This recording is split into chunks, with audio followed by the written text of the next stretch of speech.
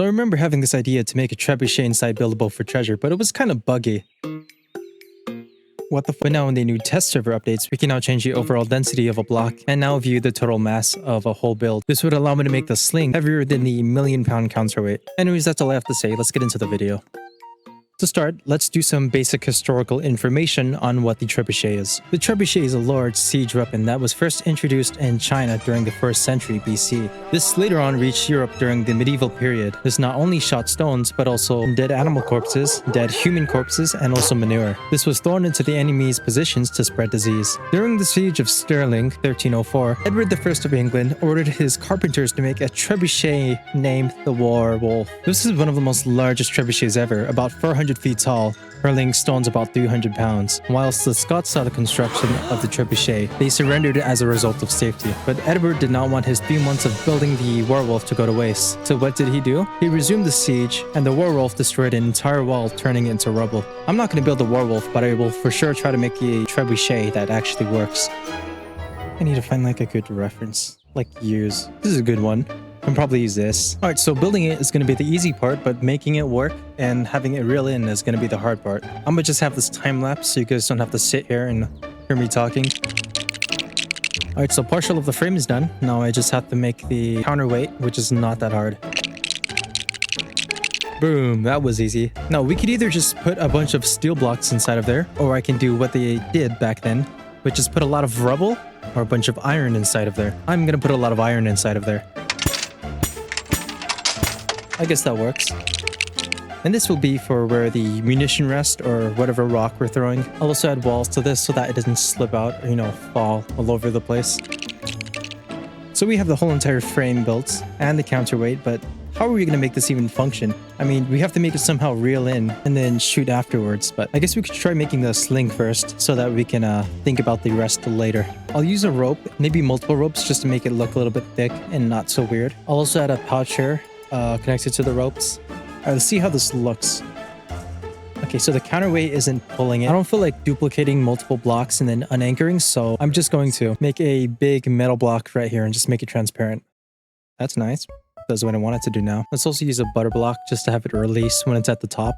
Alright, so partial of the build is about done. It kind of looks exactly like my reference.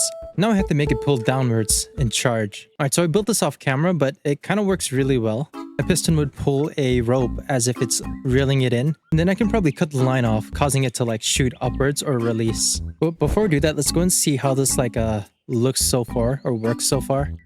Alright, that actually looks pretty good. And then we have to make a sensor mechanism for when it should release the sling.